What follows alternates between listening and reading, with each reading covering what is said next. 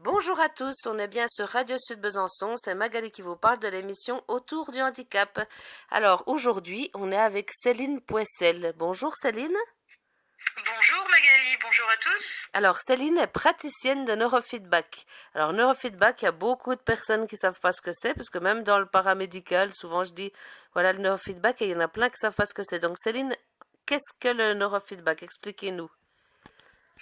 Alors, bonjour déjà. Donc, le neurofeedback, il s'agit d'entraîner les différentes bandes de fréquences de notre rythme cérébral pour pouvoir agir sur différents troubles, que ce soit des troubles du comportement, des troubles émotionnels, des troubles neurodéveloppementaux, de façon à améliorer la qualité de vie des enfants, des adultes, des adolescents, peu importe. Et puis, de façon totalement non invasive, donc c'est indolore et assez ludique parce qu'on va pouvoir utiliser certains logiciels, certaines vidéos, de la musique et voilà, de façon avec une fréquence quand même assez régulière de 2 fois par semaine. Mais voilà, donc c'est des techniques qui viennent d'Amérique du Nord, qui existent depuis les années 60. Donc c'est pas récent, mais ça commence à arriver en France grâce à certains Canadiens qui ont permis de développer les formations en neurofeedback en français, parce que sinon à la base tout est en anglais. Et donc voilà, donc ça commence à arriver. Et puis dans le coin, pour l'instant, je suis la première qui a été formée avec les mêmes techniques qu'ils utilisent au Canada. Et voilà, donc j'ai voulu proposer en fait ces thérapies pour pouvoir aider que ce soit les enfants handicapés, que ce soit les parents avec des insomnies, les adultes qui ont fait des AVC, voilà, peu importe. Alors moi je vous connais par le biais de mon fils qui a fait justement 4 AVC, qui a presque bientôt 10 ans, hein, le 30 avril, donc c'est bientôt. Tout à Et fait. voilà, et puis, et donc, nous, on vient 2 fois par semaine. Donc là, on est en pause parce qu'il faut des pauses, vous expliquerez tout ça. Et donc, moi, ça consiste il regarde des dessins animés parce qu'il adore regarder les super-héros, les choses comme ça. Et vous lui mettez des, comment que ça s'appelle, des électrodes, en gros, c'est des électrodes, Voilà. pardon, sur le, sur le crâne, quoi, sur la tête, hein. Avec, alors expliquez un petit peu mieux peut-être que moi comment que ça se passe au niveau de la pratique. Voilà. Tout à fait. Donc là, en fait, le neurofeedback fonctionne avec l'activité cérébrale. On va lire l'activité cérébrale. Donc pour ça, on va positionner des électrodes sur le cuir chevelu pour pouvoir mesurer. Et en fonction des seuils, en fonction des calculs statistiques qu'on observe, des fois il faudra soit améliorer certaines bandes de fréquences ou au contraire les inhiber parce qu'il y en a un peu de trop. Donc dans le cas de Léo, hein, si je peux me Oui, permettre, oui, donc oui, allez-y. Léo, voilà, Léo il a beaucoup de carences à certains endroits, donc on va renforcer certaines bandes de fréquences et pour ça, donc le fait qu'il ait des électrodes donc posées sur son cuir chevelu, ça permet de mesurer son rythme. Le logiciel va calculer les différentes stimulations qu'il doit avoir, que ce soit visuel ou auditif. Et pour ça, il va regarder des vidéos donc sur YouTube. Hein. Ça va être des dessins animés parce que Léo il adore ça, il adore Hulk, Superman, Spider-Man. Voilà, ouais. Voilà, donc lui, il n'a pas grand-chose à faire. Il a juste à regarder, à essayer de se concentrer, éviter de regarder à gauche, à droite, et voilà. Lui, c'est sa concentration. Et en fonction de l'état dans lequel il est, s'il est super concentré, attentif, donc la vidéo va se dérouler correctement, le son aussi. Et dès qu'il décroche, dès qu'il préfère regarder dehors, la vidéo, en fait, elle va se rétrécir et le son va diminuer.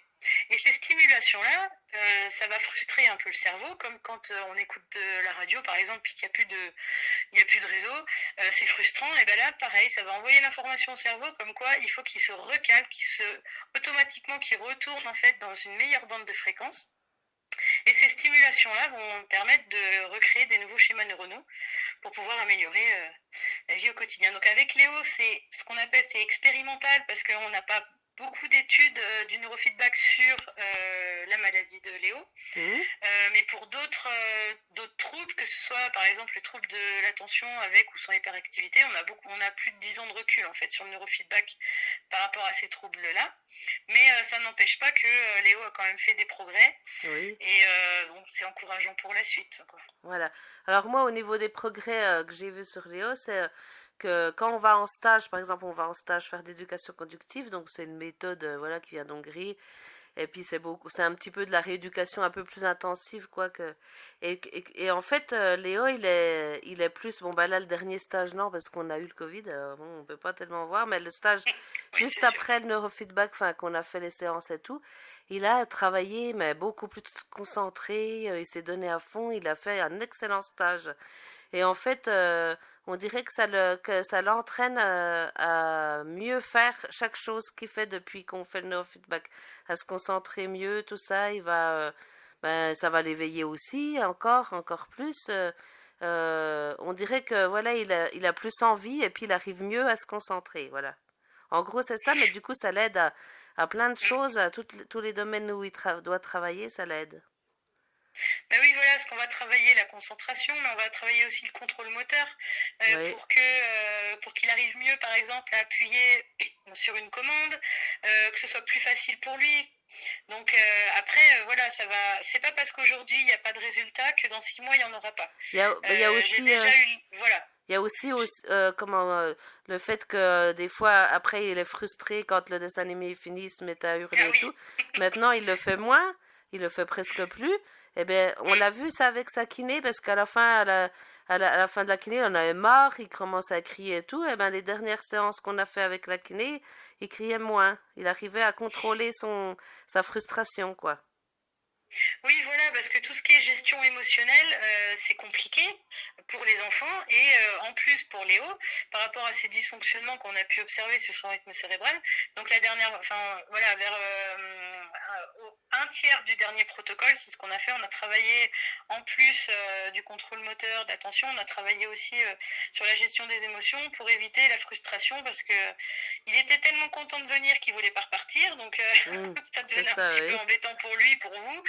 Oui, oui, oui. Donc voilà, et c'est vrai que oui, on voit qu'il arrive mieux à, même s'il est un peu frustré, il arrive vite à redescendre en tension, on va dire. Oui, oui, il Voilà, il comprend récupère plus. plus vite. Mm. Enfin, voilà, il s'est apaisé là-dessus. Mais du coup, ce qu'on va faire, là, on va mettre une petite musique, puis on va continuer à parler un petit peu de tous les mots, hein, M-E-A-U-X, que vous arrivez à soigner, quoi. Oui, on peut dire soigner. Oui. Voilà. Oui, voilà, on peut dire soigner. Bon, après, Oui, même c'est si pas vous de la n'êtes pas magie non plus, médecin, hein, mais voilà, voilà. surtout, je prends pas la place des médecins, ni Oui, des oui, psychologues, attention. Voilà, oui. chacun son métier, mais Mm, c'est complémentaire. voilà, ça aide beaucoup. Alors, on se rejoint après une petite musique. À tout de suite.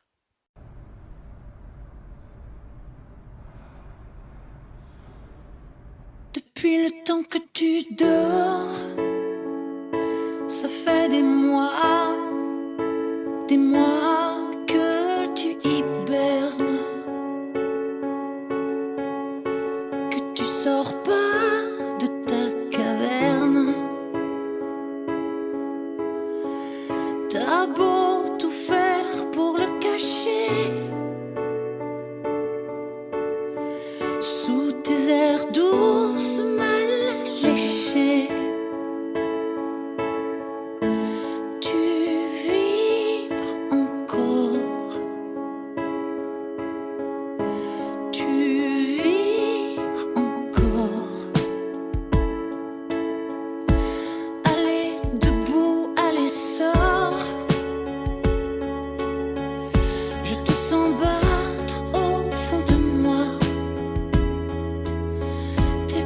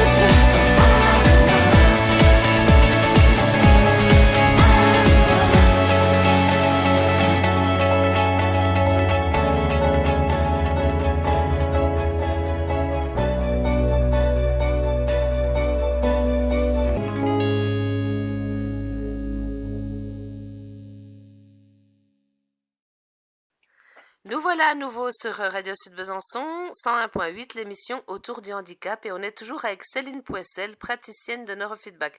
Donc Céline, vous êtes toujours là?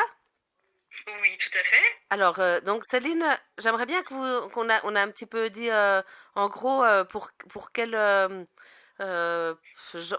style de personne vous pouvez faire, mais est-ce que vous avez vraiment en détail pour qui vous pouvez aider? J'ai un peu du mal, je vais y arriver.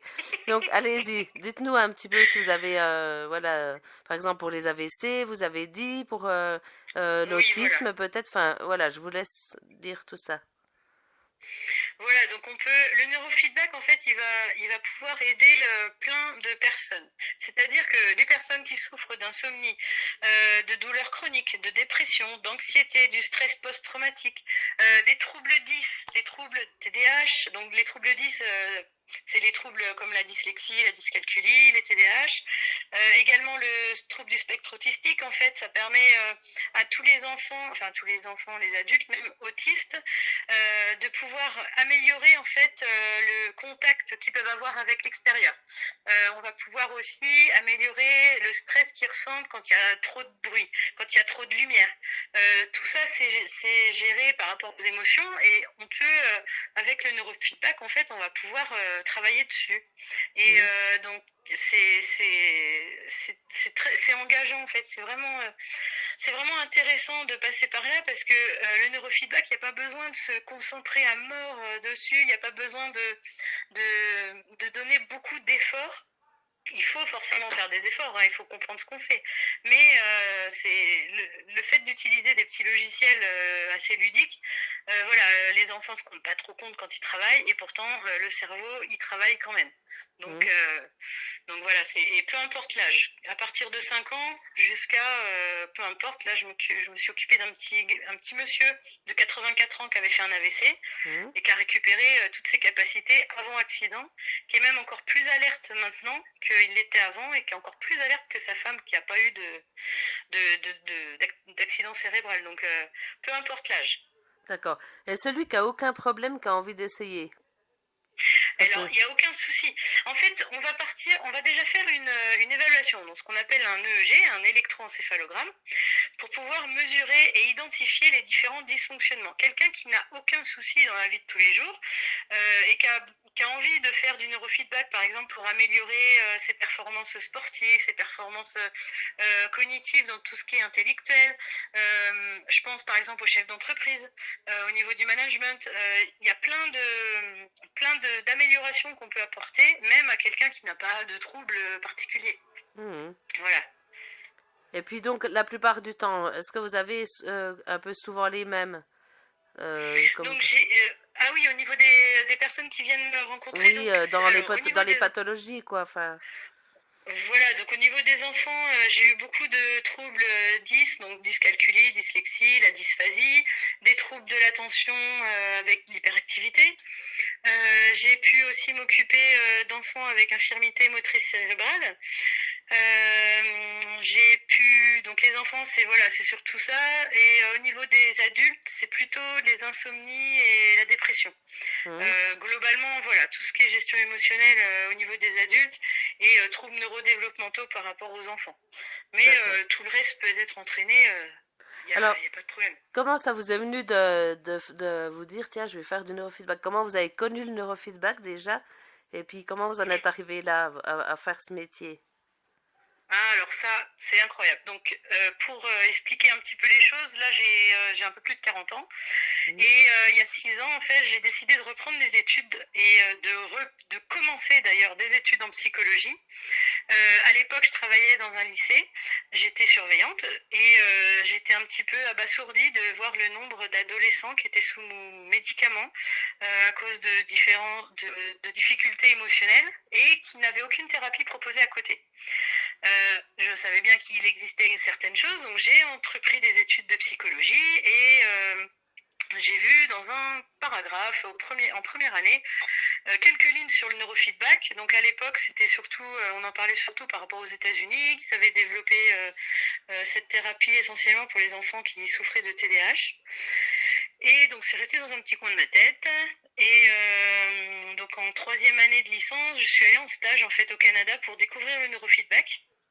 Et là, j'étais impressionnée de l'efficacité de cette thérapie, surtout auprès des enfants. C'est la première chose qui m'a interpellée en fait. Le jour où je suis arrivée, il y avait un enfant dans la salle d'attente qui courait partout, qui était vraiment hyperactif. Voilà, l'image qu'on peut se faire d'un enfant hyperactif, il ne tenait pas en place. Et 2 semaines après, je l'ai rencontré au même endroit. Et après avoir fait du neurofeedback tous les jours, bon là-bas c'était tous les jours, mais on n'est pas, enfin voilà, on n'est pas obligé de faire des séances tous les jours pour que ce soit efficace.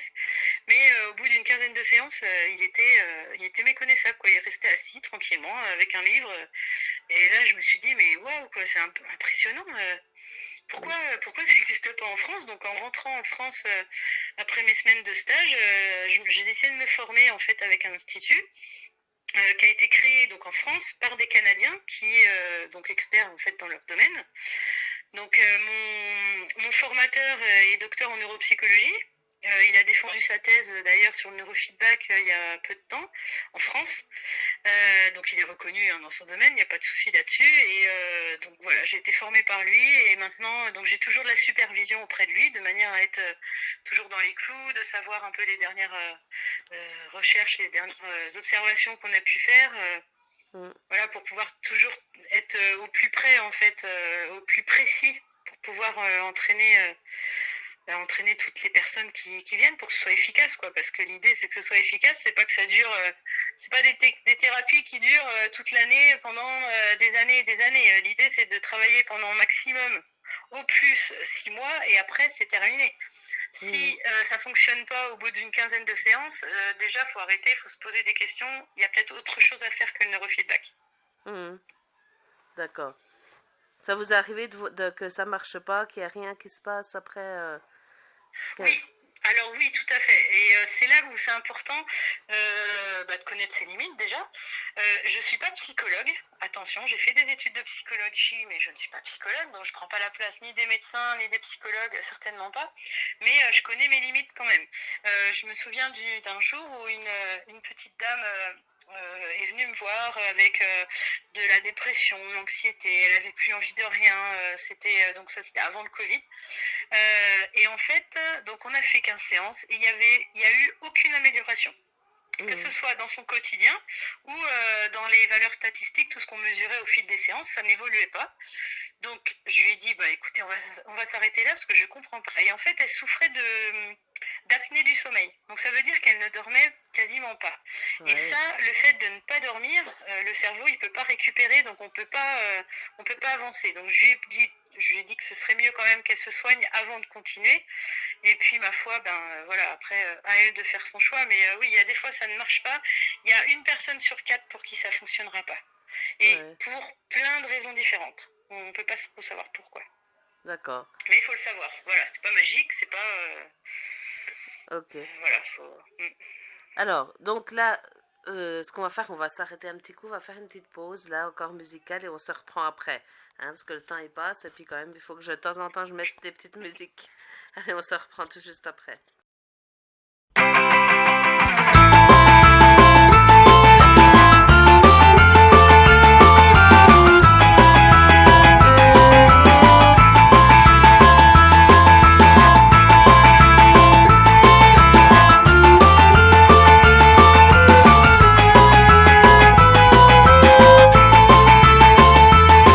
Je suis pendu à vos lèvres, espérant le mot, espérant le oui qui sauverait ma vie. Je suis pendu au téléphone, mais qu'y a-t-il de plus moche? Un téléphone à phone qui sonne et personne qui ne décroche. Je suis pendu à votre cou, dans le plus beau de mes rêves, mais je ne me réveille jamais près de vous et j'en crève.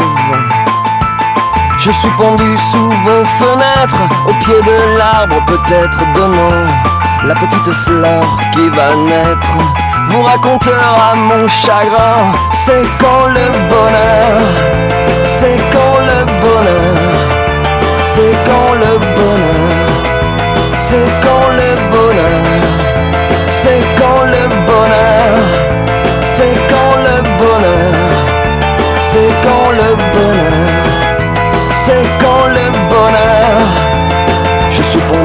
à cet espoir que vous m'avez soldé. Je suis presque sûr l'autre soir, c'est moi que vous avez regardé.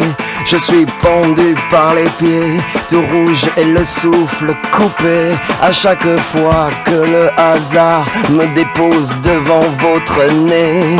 Je suis pendu à la cravate, dans mon costume croque-macabé. Il paraît que vous faiblissez devant les hommes bien habillés. Je suis tombé, c'est aujourd'hui que je viens vous offrir ma vie.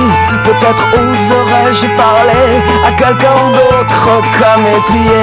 C'est quand le bonheur, c'est quand le bonheur, c'est quand le bonheur, c'est quand le bonheur, c'est quand le bonheur, c'est quand le bonheur, c'est quand le bonheur.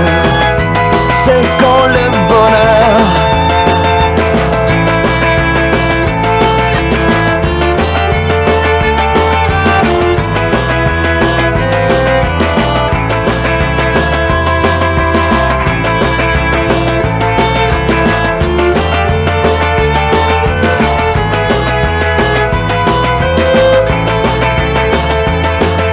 Et puis ce goût amer est venu tapisser ma bouche.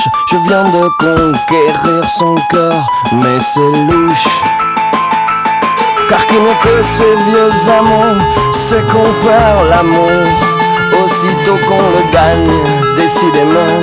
C'est pas facile tous les jours, c'est quand le bonheur, c'est quand le bonheur, c'est quand le bonheur, c'est quand le bonheur, c'est quand le bonheur, c'est quand le bonheur, c'est quand le bonheur, c'est quand le bonheur.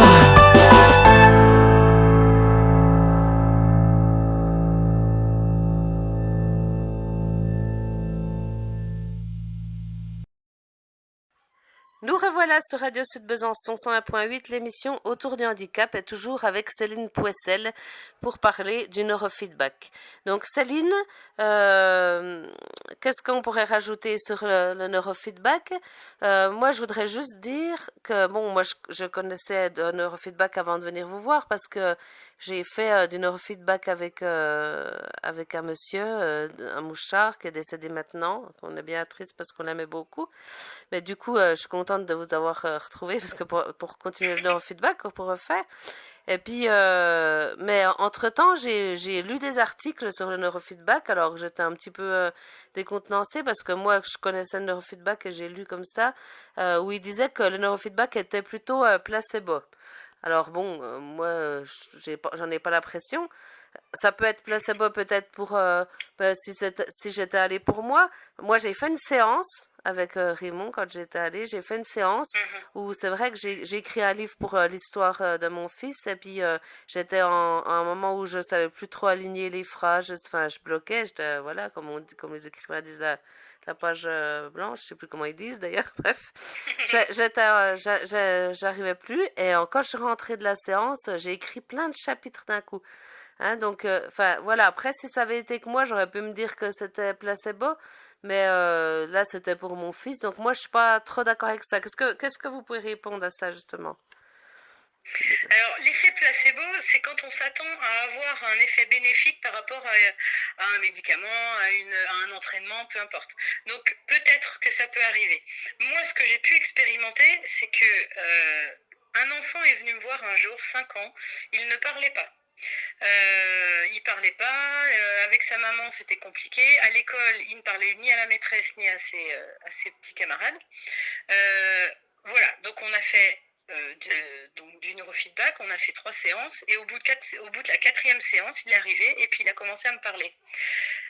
Ça c'est pas placebo. L'enfant il décide pas de parler ou de pas parler. C'était vraiment, ça a été expérimenté à l'extérieur avec la maîtresse après, avec la famille, dans ses résultats scolaires. Il a passé donc d'un rang au niveau de l'école, il est passé de grande section maternelle au CP sans problème parce qu'il a réussi à améliorer sa parole parce que lui on travaillait vraiment sur les bandes de fréquences qui lui posaient un problème au niveau du langage.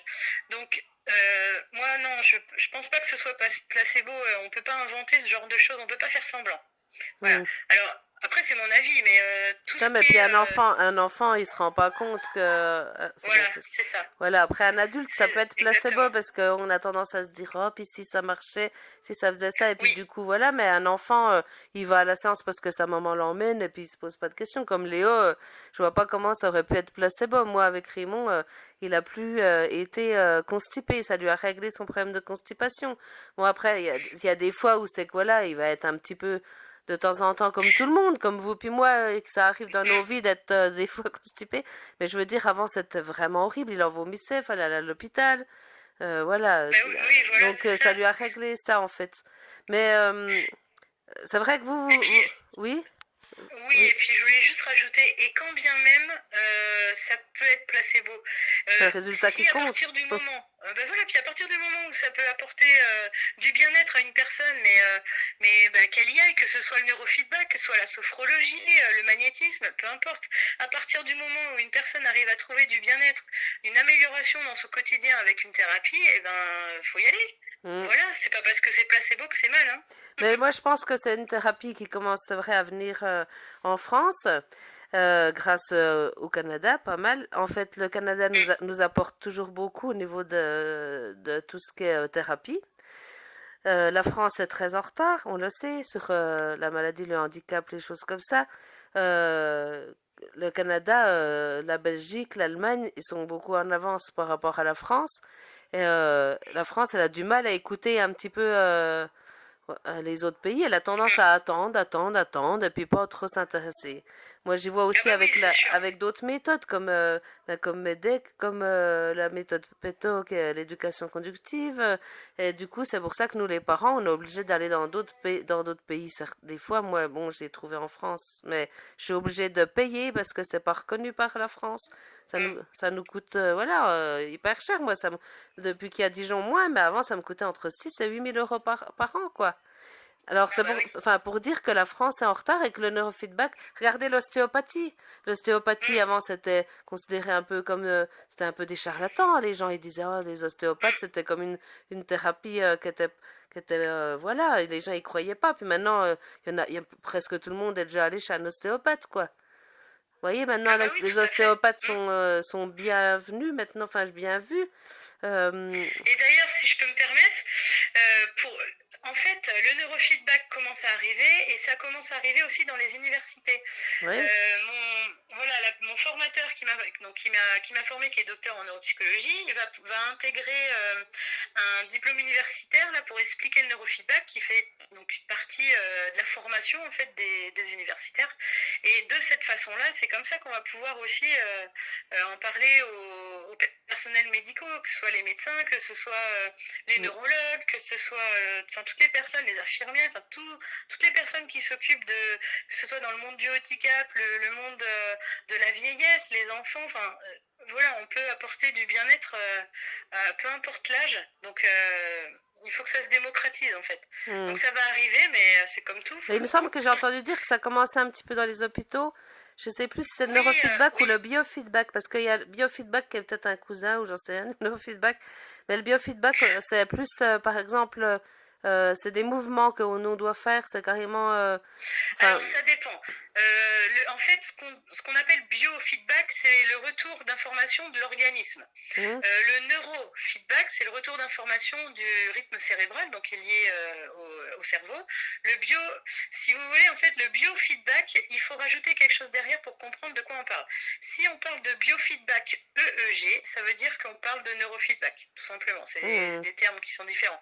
Le biofeedback EMG, par exemple, comme le biofeedback Brucker, je ne sais pas si vous en avez Si, entendu parler. c'est là, on a fait, nous, une fois, un Voilà, stage, oui, oui. voilà. On va travailler avec le muscle, en fait, Voilà, avec des il patchs faut lever sur la les jambe, muscles. lever le bras, enfin, faire des Ouais. mouvements pour faire, par exemple, si c'est avec un petit avion, eh ben, en fait, en levant le bras, ça fait monter l'avion, en le descendant, ça fait le descendre. Voilà. Exactement. Ouais, ouais. Voilà, il y a plein de biofeedback. Il y a aussi du biofeedback avec l'activité électrodermale. Donc, quand on transpire, par exemple, parce que on se rend pas compte, mais quand on est stressé, le cœur bat vite, voilà, et on va transpirer. Et pour pouvoir gérer ces émotions, on peut faire du biofeedback, ce qu'on appelle du biofeedback AED avec l'activité électrodermale, ce que moi je pratique. Après, c'est moins une thérapie que le neurofeedback parce que c'est plus ponctuel. Ça va être, on va pouvoir gérer le stress avant un examen, par exemple, des choses comme ça. Il n'y a pas besoin de faire autant de séances que le neurofeedback, mais il faudra en faire un peu plus régulièrement, faire des séances de rappel, si je veux dire, alors que le neurofeedback, une fois qu'on a fini, on a fini. Voilà. Ok. Eh ben, on va peut-être faire attention de ne pas trop en dire, parce que tout à l'heure, on va avoir votre superviseur, hein, qui va, voilà, qui va raconter un petit peu aussi comment il voit le neurofeedback, enfin, il va nous expliquer encore un petit peu aussi là-dessus.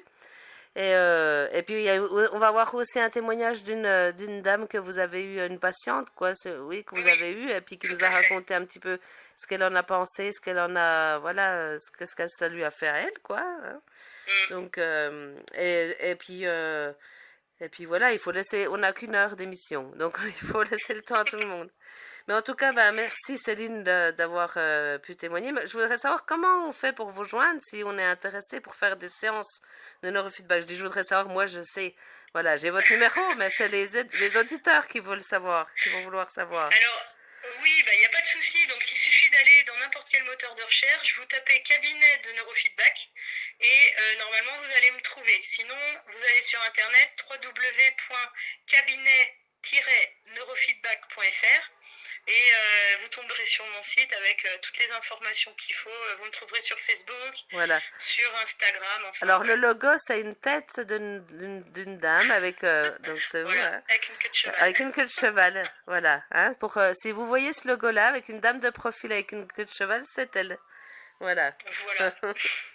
Voilà, bah merci beaucoup Céline, et puis ma foi, j'espère que tous les auditeurs ont bien compris, qu'ils sont bien Voilà, puis intéressés qu'ils et n'hésitent tout. pas. Voilà, Ouais. s'ils ont des questions, parce qu'ils auront sûrement des questions, qu'ils n'hésitent pas Oui, à à me vous contacter. contacter. Je serais ravie d'en parler. Voilà, ok. Bah merci beaucoup Céline, puis à bientôt. Voilà. À Bonne bientôt. journée. Merci. Au revoir. Au revoir. À bientôt. Au revoir.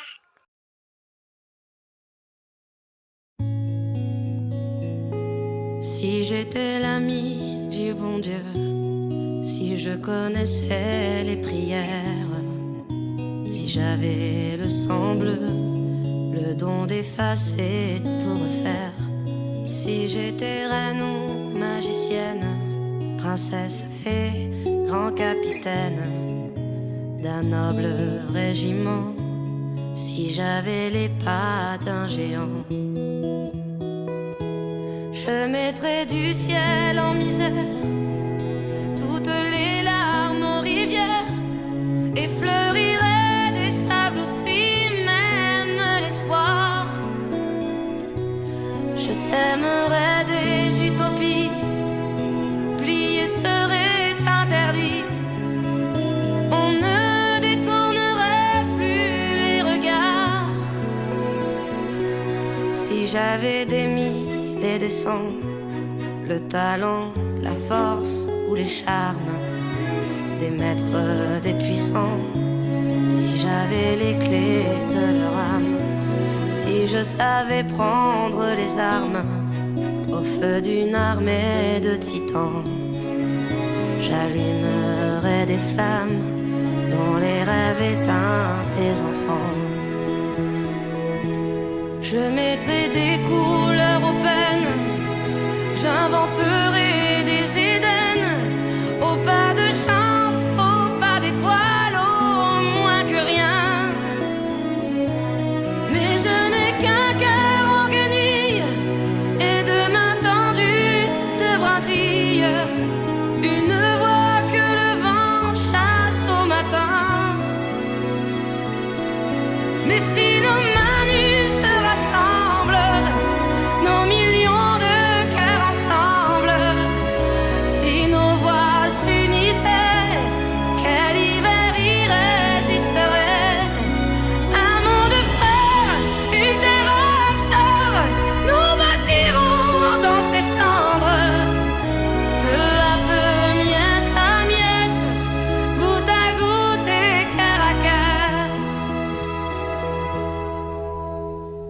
Peu à peu, miette à miette, goutte à goutte et cœur à cœur.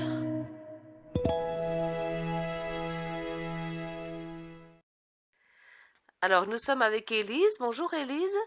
Bonjour. Donc, Élise, vous faites du neurofeedback, vous faites quelques séances pour vous. Alors, racontez-nous un petit peu pourquoi, comment ça a commencé, tout ça. Eh bien, moi, en fait, je connaissais Céline avant, puisque c'est la maman d'un ami à moi. Et donc, elle m'en avait parlé comme ça, au travers d'une conversation en allant chez elle. Et puis, comme j'avais énormément de problèmes de stress, je me suis dit pourquoi pas essayer, parce que j'étais pas du tout pour les séances de psychologie ou ce genre de choses. Et je me suis dit que c'est peut-être le moyen de trouver une solution à ce stress. Donc j'ai décidé d'essayer avec elle, parce que j'avais confiance, comme je la connaissais. Et donc elle m'a lancée dans cette expérience. Elle m'a expliqué son travail qu'elle faisait, comment elle avait fait la découverte du neurofeedback. Et puis, on s'est lancé toutes les deux là-dedans. J'ai commencé la première séance. Donc, ça s'est très, très bien passé dès le début. Bon, c'est toujours délicat au début puisqu'on ne sait pas trop si ça va fonctionner. Oui, mais c'est la c'est chose pas. la plus difficile à cerner puisqu'on ne sait pas. Et puis, j'ai quand même fait toutes les séances. Et puis, quand même, à la fin du premier protocole, je me suis quand même rendu compte qu'il y avait eu des améliorations, notamment sur mon sommeil. Oui, J'avais des problèmes de sommeil et j'en avais beaucoup moins après le premier protocole. d'accord. Donc, ça vous a plus détendu. Oui. Hein, ça, voilà. Et là, on est arrivé maintenant à la fin de tous les protocoles.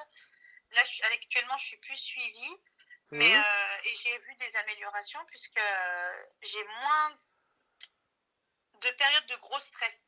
Oui, C'est-à-dire que ça m'arrive plus des crises d'angoisse où je peux plus gérer, ça m'arrive plus. Je suis encore un peu stressée, évidemment, puisque de toute façon, le stress fait partie des caractères de chacun. Donc, moi, je suis toujours un peu stressée, mais beaucoup moins qu'avant.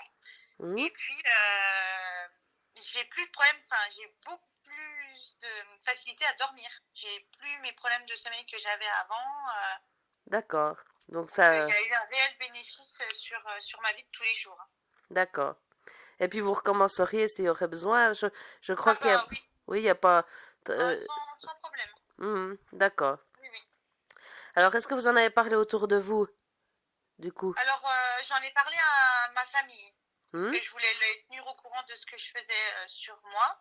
Donc, j'en ai parlé à mes grands-parents et à ma sœur. Et puis, après, moi, je travaille en milieu scolaire. Je suis professeure des écoles et j'aimerais en parler dans mon milieu professionnel, mais c'est compliqué parce que normalement, on n'a pas le droit de faire de pub. Donc, on n'a pas le droit d'orienter les parents vers telle ou telle thérapie, donc c'est compliqué. Donc, il y en a qui le font, mais bon, pour le moment, j'évite de donner des informations aux parents, mais je pense que oui, pour certains enfants, suivant les pathologies, ça peut être très, très efficace sur ce qu'ils ont. Et je pense que c'est un moyen de pallier tous ces traitements qu'on leur donne, etc. Et c'est quelque chose qui peut fonctionner, oui. C'est vrai que moi j'avais eu fait du neurofeedback déjà avant pour mon fils, mais le praticien qui était devenu un ami est décédé, donc on a dû arrêter. Mais je me souviens qu'il m'avait raconté qu'il y avait un enfant autiste avec des troubles autistiques qui était venu avec sa maman et puis d'habitude en fait il supportait pas d'être seul sans sa maman, il hurlait, il faisait des crises et tout. Et dès la première séance, il a plus calculé sa maman, il a voulu même qu'elle sorte à un moment donné, regarder son dessin animé, tranquille, il était plus tout stressé, tout dès la première séance, ouais. Ah oui, je trouve que ça transporte quand même ailleurs. C'est le moment où on pense plus à tout ce qu'on avait avant de venir. Oui, oui. Et pourtant, il n'y a pas de, il y a aucune parole, c'est-à-dire qu'on raconte pas notre journée, etc.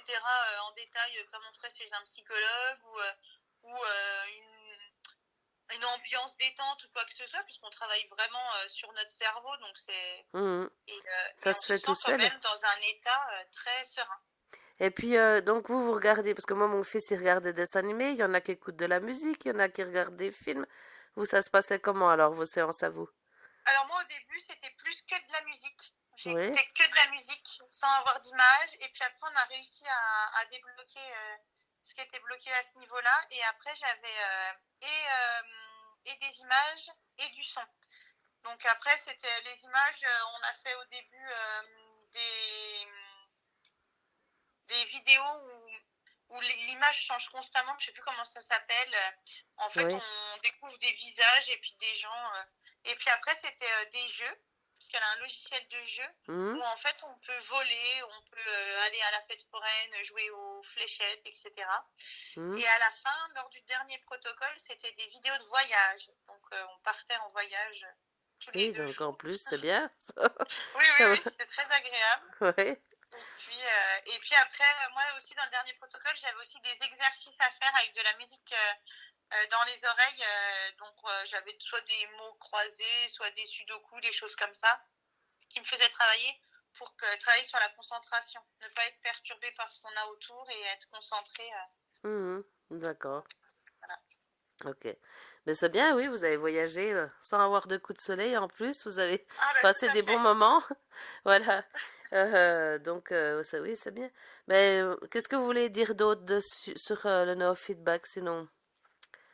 Moi, je pense que pour certaines personnes qui ont déjà essayé beaucoup de choses et qui n'ont jamais réussi à avoir de résultats ou des résultats très, très courts, je pense que c'est une expérience à tenter, à aller Mhm. voir ce que ça peut donner.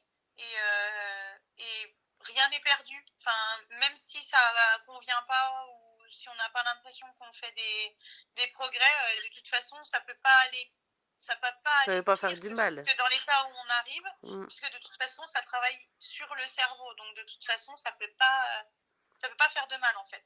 C'est que Mhm. bénéfique, d'un côté comme d'un autre. Mais moi, j'ai essayé une séance, je me souviens quand c'était avec donc l'ancien praticien, je vais y arriver. Et, parce que j'y allais pour mon fils, hein, quand même.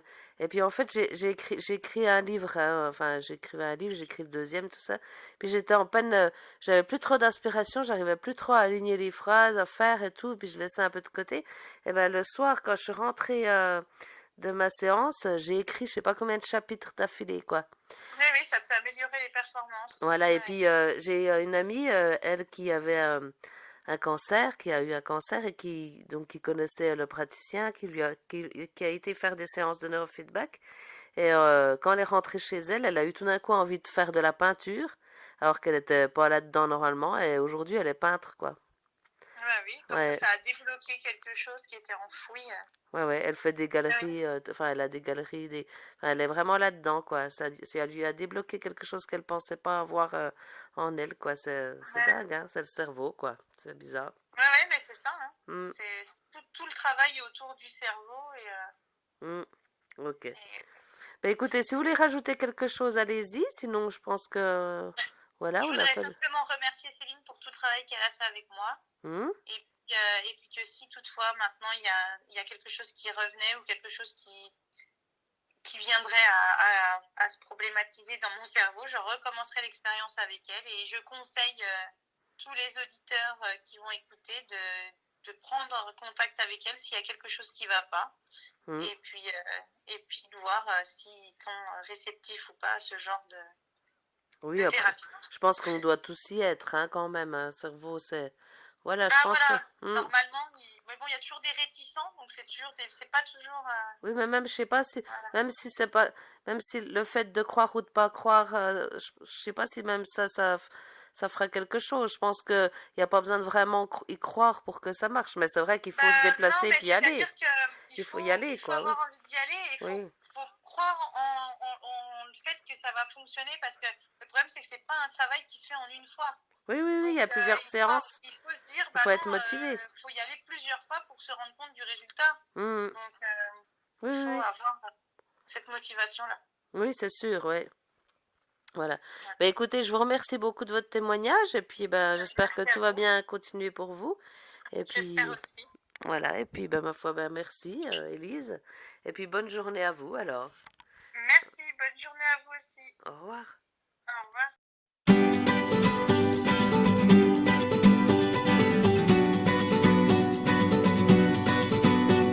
Sors, il y a tant de choses à voir dehors. À force de vivre sans exister, Se contenter de respirer, l'ennui devient mortel, mais si t'es fort, reste éveillé quand tout le monde dort. Écoute les nuages passer,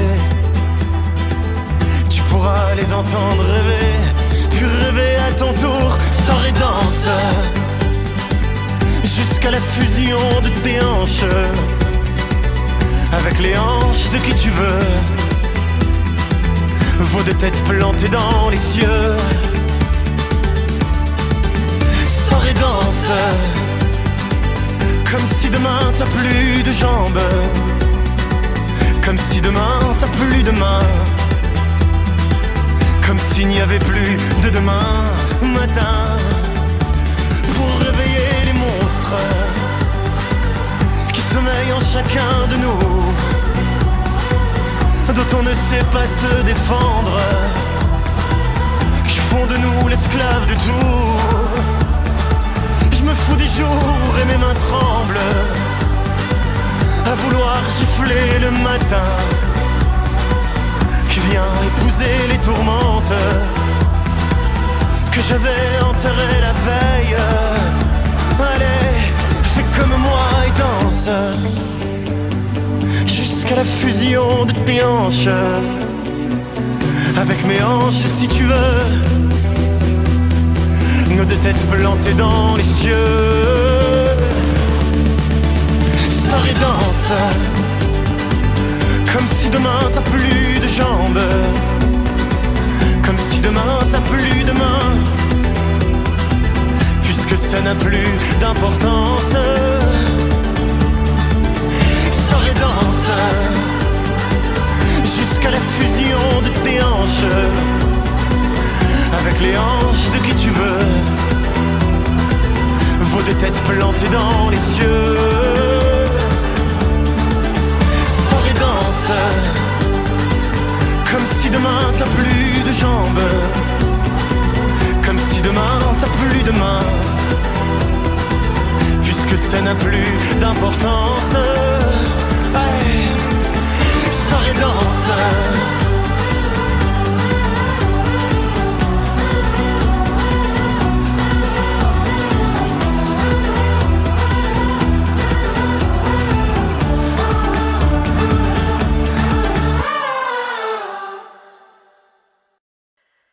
On est à nouveau sur Radio Sud Besançon et c'est Magali qui vous parle, toujours pour l'émission Autour du handicap. Et cette fois, on va être avec donc le superviseur de Céline de Poissel qui va nous parler aussi de neurofeedback. Donc bonjour. Brendan, vous avez un accent, hein, un accent de où?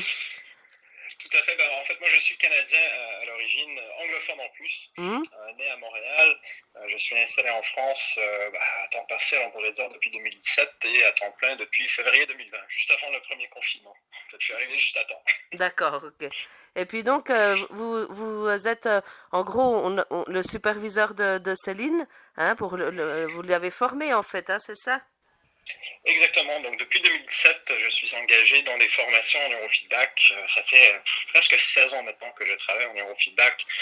J'ai eu beaucoup de chance parce que j'ai eu beaucoup d'expériences assez vastes, assez variées dans ce milieu, qui est un domaine qui s'applique vraiment assez largement à toute personne qui a un cerveau, en fait, donc à toute personne. J'ai travaillé avec des athlètes professionnels, j'ai travaillé avec des personnes d'affaires qui souhaitent améliorer leurs capacités, même en leadership, mais j'ai plutôt travaillé dans un centre de neuropsychologie à Montréal avec des jeunes ayant des difficultés de type neurodéveloppemental. Donc les troubles du déficit de l'attention, les troubles du spectre 10, etc. Et même, j'ose partager avec vous que j'ai même une petite histoire personnelle avec les neurofeedback parce que moi étant anciennement athlète, j'avais subi 3 commotions cérébrales et traumatismes crâniens. Oui. Et au bout du 3e, j'avais beaucoup de séquelles, vraiment des maux de tête assez importants, des difficultés au niveau de la mémoire, au niveau de l'attention, les troubles de sommeil, vraiment toute la gamme de ce qu'on appelle des symptômes post-commotionnels. Et j'ai vécu le rétablissement avec le neurofeedback. Donc j'y crois beaucoup à cette technique parce que j'ai vécu les changements que ça peut apporter. Et c'est vraiment à ce moment-là que j'ai décidé que je voulais faire ça de ma vie. Et donc en 2017, après avoir pratiqué le neurofeedback depuis un peu plus que 10 ans, j'ai vu que la situation en France, il n'y avait pas beaucoup de professionnels, pas beaucoup de praticiens, beaucoup de gens qui voulaient se faire former à cette méthode. Et parce que, même si je suis anglophone à la base, au Québec, on parle assez bien le français, Mhm. eh bien, j'ai pu me réorienter un peu vers la formation. Et bon, je suis tombé en amour avec la France. Ici sur le Côte d'Azur, il faut dire que la vie, elle est belle. C'est Oui, assez magnifique. Et donc là, aujourd'hui, puis je suis installé ici sur Nice dans une activité autant de formation que d'entraînement en neurofeedback. Donc j'accompagne toujours des personnes qui souhaitent se faire entraîner. d'accord. Et donc, vous me disiez que le neurofeedback, par rapport à la médecine, les personnes sont acteurs, en fait, là, avec le neurofeedback, c'est ça? Oui, exactement. Ce qui est assez intéressant avec cette technique, c'est la posture adoptée par la personne soignée, on peut dire. Mhm. Ce qui est intéressant, c'est que la personne est acteur principal dans cette démarche. Il ne subit pas l'intervention comme on peut le subir en médecine traditionnelle. Donc tout changement que la personne dit est grâce à eux. Et ça, c'est vraiment quelque chose d'assez nouveau dans le paradigme de soins ou dans le paradigme de médecine. Et tout dépend quelle personne applique le neurofeedback dans quel contexte. On a autant des médecins, je travaille avec des psychiatres, des pédopsychiatres, des neuropédiatres qui vont appliquer le neurofeedback, comme on peut avoir des psychologues, des neuropsychologues ou des personnes qui sont en soit dit de reconversion, des coachs. Mhm. Donc en fonction du cadre de l'entraînement, on peut appeler ça un soin, une thérapie ou tout simplement un entraînement. Et j'ose dire que moi, je préfère, même si c'est appliqué par un médecin, parler d'entraînement, parce que ça sort justement de ce cadre de la médecine traditionnelle. Alors, comment c'est vu là-bas au Canada, le neurofeedback? C'est plutôt en avance par rapport à la France, hein, c'est ça? Il y Oui, a... c'est sûr qu'avec la proximité des États-Unis et l'accès à l'anglais, qui est un peu plus important au Canada, on a un peu plus accès à cette technique qui existe quand même depuis les années 50 et 60. Donc, je veux dire qu'on a quand même presque 70 ans derrière nous d'expérience en neurofeedback. Mhm. Donc, à cause de ça, effectivement, il y a une certaine longueur d'avance. Les pratiques sont un peu plus développées. On a plus de professionnels. On peut parler, par exemple, d'un organisme à but non lucratif, la BCIA, qui est l'Alliance internationale de certification en biofeedback, qui compte plus que 2000 membres aujourd'hui, Oui, oui. principalement aux États-Unis, qui sont certifiés pour la pratique du biofeedback et du neurofeedback. Donc on espère qu'en France, ça fera son chemin aussi, et puis que ça fasse comme je disais avec Céline, vous savez, les métiers comme l'ostéopathie, au début, c'était pas, enfin, voilà, pas bienvenu l'ostéopathie. Maintenant, il y a plein d'ostéopathes partout, et beaucoup de personnes vont voir des ostéopathes, c'est bien dans les mœurs maintenant. Mais c'est vrai qu'au début, c'était dur pour la France à accueillir cette nouvelle thérapie. Donc j'espère que le neurofeedback fera son chemin pareil, et puis qu'un jour, eh ben, voilà, tout le monde connaîtra le neurofeedback, quoi. Oui, je pense que c'est déjà en voie de, si je suis bien honnête avec vous, même depuis le petit recul que j'ai depuis les 5 ans que je suis ici, je vois quand même une bonne croissance au niveau non seulement des professionnels qui appliquent cette technique, mais aussi au niveau de ceux qui souhaitent faire l'entraînement neurofeedback. On se rend compte aujourd'hui que les approches traditionnelles dont pour beaucoup de ces personnes, la psychopharmacologie, c'est quelque chose qui peut apporter un bien, mais qui est surtout un pansement. En fait, c'est pas une solution durable. De prendre une pilule à long terme, c'est pas quelque chose qui aide la majorité des personnes.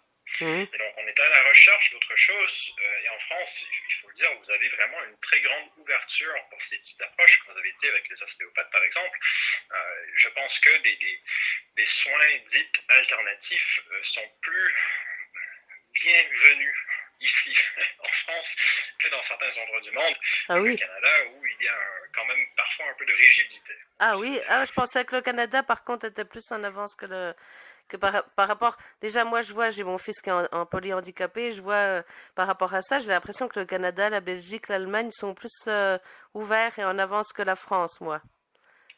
Oui, parce qu'on Sur a certaines plus choses. d'expérience, on a plus de temps derrière Oui. nous. Mais dans un premier temps, c'était très difficile. Quand je vous parle de la personne qui m'a formé à Montréal, qui était une des premières personnes à appliquer cette technique, eh bien, ça a été très difficile. Mais depuis qu'on a plus de recherches fondamentales qui démontrent l'intérêt d'appliquer ces techniques, eh bien, il y a beaucoup plus d'ouverture, effectivement. Mais le temps que cette littérature scientifique se cumule et se démontre comme étant une approche efficace, eh bien, il y a beaucoup de résistance dans un premier temps. Oui. Donc, déjà, l'accélération dans l'application de techniques qu'on voit en France est très intéressant et je pense que vous allez pouvoir rattraper assez rapidement ces autres pays dont vous avez cité. Oui, on espère, oui. Parce que c'est vrai que ça J'espère fait... faire partie de ça aussi, hein. Hmm, Quand même. oui. Et puis donc, vous formez encore d'autres personnes comme Céline pour faire ce métier de... pour que les métiers se multiplient et puis que donc le neurofeedback se fasse connaître encore plus. Exactement. Donc, je propose à la fois des formations, on peut dire de base, pour permettre l'application de l'entraînement, que des formations avancées permettant aux gens vraiment de devenir experts et de maîtriser tout aspect de cette technique, et aussi des accompagnements. Donc, vous avez parlé de supervision. Effectivement, je propose d'accompagner des gens qui souhaitent appliquer cette technique, mais qui ont pas encore cumulé beaucoup d'années d'expérience. Comme je l'ai dit, moi, ça fait 15 ans, j'ai vraiment eu beaucoup de chance dans mes débuts dans ce domaine et dans cette technique, d'être formé par des experts reconnus à travers le monde. Mais Je c'est suis vrai. vraiment partagé toutes ces expériences, toutes ces connaissances. Oui, c'est vrai que quelquefois, même si, enfin voilà, Céline, elle a peut-être vu beaucoup de personnes, mais par exemple, comme pour mon fils Léo, qui a fait plusieurs AVC, c'est quand même assez particulier. Donc c'est à ces moments-là qu'elle peut vous demander conseil pour, pour des choses spéciales comme ça. Mon fils qui a la maladie de Moya Moya, hein, je pense que vous voyez de qui je peux parler là, a dû vous demander un petit peu, qui a fait 4 AVC à 9 mois et demi, c'est spécial aussi, quoi. Hein. Tout à fait. Et ce qui est assez passionnant dans ce milieu, c'est que les neurosciences, on ne connaît pas tout. Donc chaque cas, c'est vraiment un cas de découverte. La science ne cesse d'évoluer, ne cesse de changer. Donc c'est vraiment quelque chose qu'on peut suivre avec beaucoup d'intérêt parce qu'il y a toujours quelque chose de nouveau à apprendre. Et effectivement, moi j'ai eu la chance d'accompagner des milliers de personnes à travers les entraînements neurofeedback. Donc vraiment, ça me donne un certain recul au niveau de certaines pathologies. Je vous avoue que la maladie de Moya-Moya, je ne la connaissais pas. Mmh. Mais ça m'a donné une opportunité d'aller apprendre sur cette maladie. Vous l'avez vu, hein, que l'approche du neurofeedback dans ce cadre est expérimentale. Oui, Je oui. pense aussi qu'on peut dire que l'évolution vécue par votre fils est assez fabuleux, est assez magnifique. C'est Oui, vraiment oui. encourageant, c'est magique, c'est bien. On ne savait pas trop à quoi s'attendre au début. Mmh. Mais effectivement, on peut parfois avoir des changements qui sont assez phénoménaux et qui peuvent changer la vie des personnes qui font l'entraînement neurofeedback. Et puis il faut toujours un premier ou une première. Donc voilà, pour les autres. Ce sera comme ça, vous saurez si vous avez quelqu'un d'autre qui a Moya Moya. Voilà, vous aurez déjà connu. Eh bien, Exactement. écoutez, je vous remercie. Si vous voulez ajouter quelque chose rapidement, quelque chose qu'on a oublié de dire. Sinon, on est obligé de... Voilà, on est embêté par le temps. Mais si vous voulez rajouter, allez-y. Non, tout simplement pour dire que, comme on s'est dit au début, l'entraînement neurofeedback, c'est un entraînement qui place la personne comme acteur principal. Mm. Donc, on peut parler vraiment de ces deux ingrédients actifs dans la démarche. À la fois, le cerveau qui fait son travail via ce qu'on appelle le conditionnement opérant. Le fait qu'on donne une récompense, une vidéo ou une musique qui se met en marche lorsque le cerveau nous donne l'activité ciblée et qui arrête lorsque le cerveau dérape et nous montre une activité non ciblée. L'autre élément, c'est ce qu'on appelle l'autorégulation consciente et volontaire. Et le fait qu'on fait face à notre propre activité cérébrale, on peut apprendre tranquillement à le moduler, à le changer.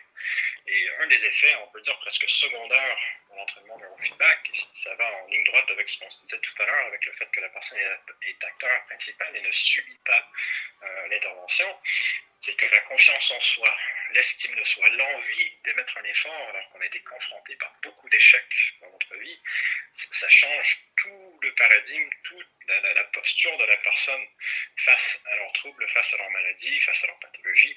Et juste ça, c'est un énorme cadeau qui est donné un peu par effet secondaire dans l'entraînement neurofeedback. D'accord. Eh bien, merci beaucoup, Brandon. Et puis, ma foi, j'aime beaucoup votre accent. Hein. Je pense qu'il y en a beaucoup qui vous le disent. Je trouve que c'est vrai que c'est agréable à entendre. Voilà. Mais continuez comme ça, hein, et puis continuez à former pour que ça se multiplie et puis que les gens apprennent à connaître parce qu'il y en a beaucoup, beaucoup encore qui connaissent pas. Quand je dis que je vais faire du neurofeedback pour mon fils, il y en a plein qui connaissent pas, même dans le milieu médical. Alors, il faut changer un petit peu tout ça. Voilà. Merci beaucoup. Si jamais vous avez des questions ou si jamais un de vos écouteurs a des questions, je suis toujours disponible pour parler de cette technique avec plaisir. Les gens peuvent me contacter à Brandon, BRENDAN, @neurologique.fr. Neurologique. D'accord. à la fin. Super. Ok, merci beaucoup alors, comme ça c'est noté. Merci à vous, Magali. Voilà, ben écoutez, bonne journée et puis voilà, continuez bien. Merci, au revoir. Merci à vous. Au revoir. J'avais le goût des grands dégâts de nuit. Tes bras avaient la taille de toute une vie. L'horizon coupé clean comme un Saint-Laurent sur les épaules des grands soirs.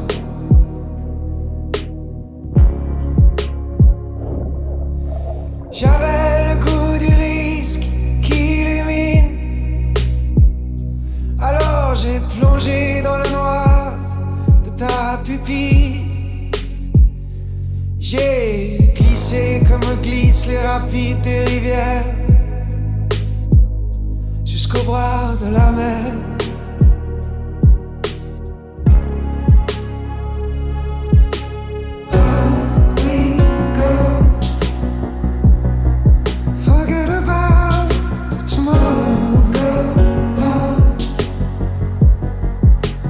Dans notre claveau,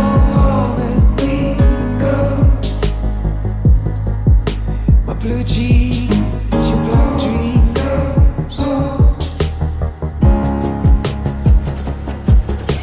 J'avais le goût des grands dégâts de nuit. Tes mots avaient la taille de toute une vie. L'horizon coupé clean d'un trait rouge de laser. La surface de la terre.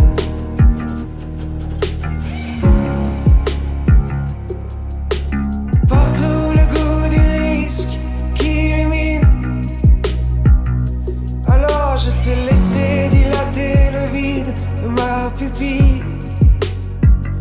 Combien de vaisseaux, de radeaux, de bateaux échoués sur l'océan mer de ta peau.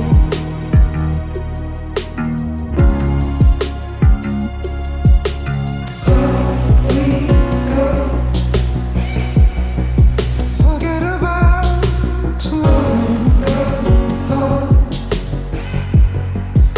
It's dawn, global warming. My blue dreams, your black jeans.